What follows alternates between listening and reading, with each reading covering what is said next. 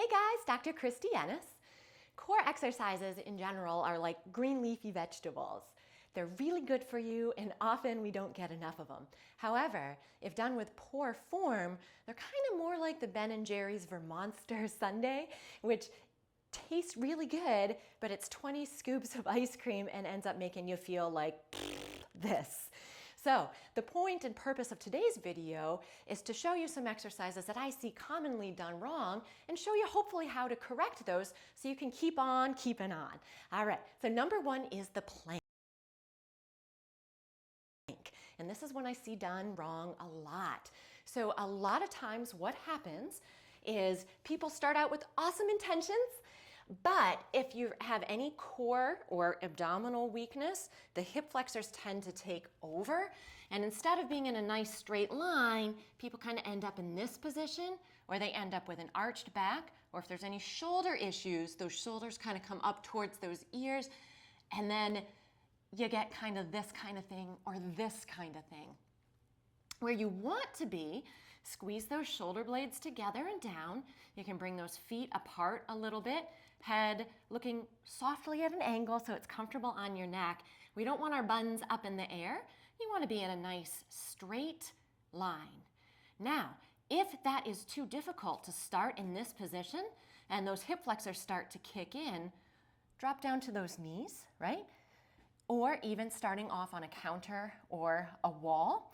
The other thing that I see tend to go wrong with this exercise is that people really just want to hold and hold and hold and hold this darn thing for a long time. So they might start out with good form, and then as those hip flexors start to take over, this kind of ends up happening. And you can really feel this in your back if you kind of get into this form. So another way to kind of correct that is, number one, like I said, you can drop and change that position. Number two, hold it for shorter periods of time with more frequent reps, right? So maybe 5 or 10 seconds 3 times. Or what's even really more beneficial is if you add a little bit of movement to a short repetition. Research actually shows that if you add some movement and try to keep, right, that core, the rest of your body steady, you get better abdominal activation. So if we go up into that plank and then add even just a little knee drop, right?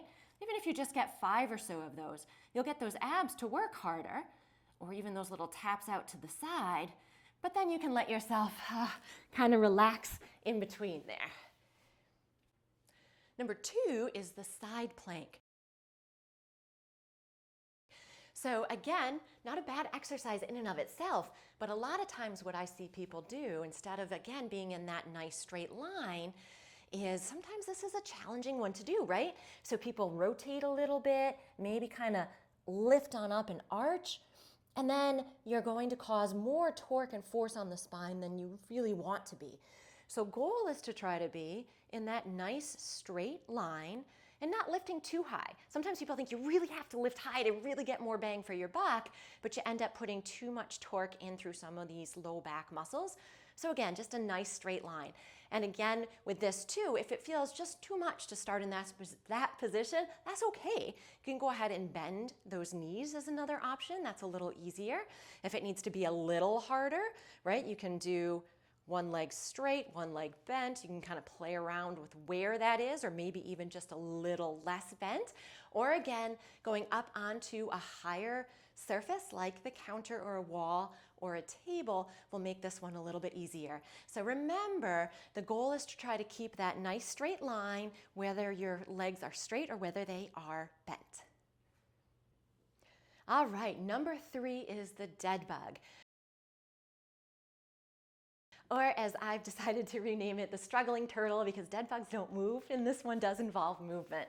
So one of my favorite exercises, but again, another one that is pretty easy to actually go wrong here, okay? So the dead bug, you want to think about engaging in through those lower abdominals, right? Gently pull that tummy in. Legs go up without arching and moving. Arms go up, and then it's an alternate of that arm and leg. So a lot of times what I see happen here is people let go of that stomach, right, and arch that back. So now you're not getting that support anymore. Sometimes it even happens before you bring both those legs off the ground. So step one, honestly, is engage in those muscles, really try to keep those engaged, and then bring those legs up. If you can bring one leg up, but you go whoops on that other leg, it's okay to start with one leg down. And oftentimes this is where I'll have people start. And so we'll stick with one side at a time. So I have both arms up, just one leg, and then you can extend out that arm and that opposite leg and keep a nice steady base here. If it is okay for you to be up in this position, right, you get your legs up there, you've got your abs going, everything's going well, but you go to extend and you extend almost too far, right? And now you're getting that arch in the back. Quick, easy fix for that is just smaller range of motion. So leg up towards the sky a little bit more, and maybe not even moving that arm behind you as much. Remember, goal is to try to keep everything in the middle steady and then move around it. It doesn't matter how much movement you're getting, it's just trying to get some movement, keep this steady.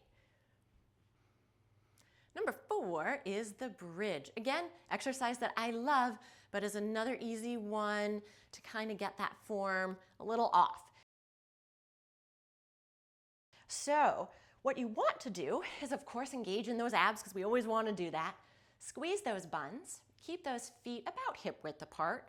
Shoulder width is okay too. Keep those knees open. Hands come down. And then I'm going to peel that spine off the floor as I'm squeezing into those glutes and lifting. Now, where I see people go wrong in this one is that oftentimes they really just want to keep on lifting. Now you will engage their glutes, right? You're getting more hip extension, but now I'm starting to arch into a little bit into this lower part of the spine and in through the rib cage, so it just places too much stress generally in that spine, and it just feels better to be a little lower. Again, right? Still engaging in through those glutes. And then you also want to make sure that you're really pushing through more of the heel than into the toe. Your feet will stay flat, but more of the heel than into the toe to, again, kind of engage back here a little bit instead of those quads.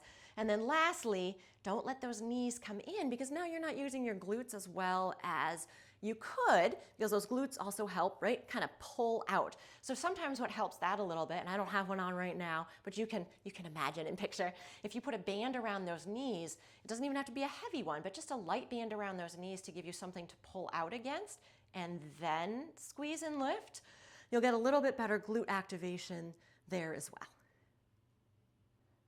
All right, the last exercise is the bird dog. I did not come up with this name, but I think it kind of looks like a dog pointing, right? At least that's what I'm thinking with this one. So this one is on the hands and knees. Goal here is opposite arm and leg again coming straight out in front of you. Sort of like this.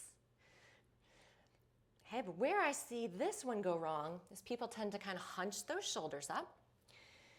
And the other kind of main point that I see is that people really want to get motion going, which is great. Remember what I said though, right? You really want to work on keeping the base stable with movement around it.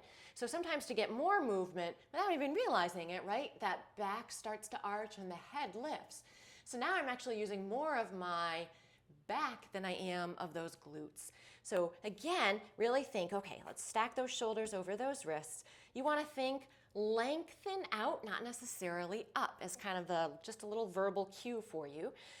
And then squeezing glutes and abs, very controlled and slow. So notice I am not lifting, right? I'm not lifting my leg as high, because if I do, I'll actually arch. So it's okay to just start with that small motion. Now sometimes even just doing the arm and the leg together is too much.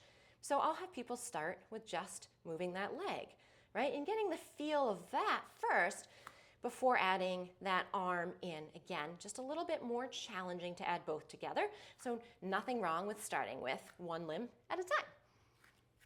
So keep up those core exercises, but just make some of those little tweaks so that you got more green leafy vegetable and less for Monster Sunday. Thank you so much for watching today. If you would like to support me as well as reduce some pain and get rid of the appearance of that cellulite, click the link below to order your own Derma Edge, a device that I created and patented when I was going through the middle of Lyme disease in a lot of pain and needed a way to work on my own body. So the shape of the Derma Edge allows you to get all body parts in a gentle way. We're getting that fluid moving in between the layers, which helps you move better, helps get rid of that pain, and decreases that bumpiness of the cellulite. So make sure to click the link below to order your own.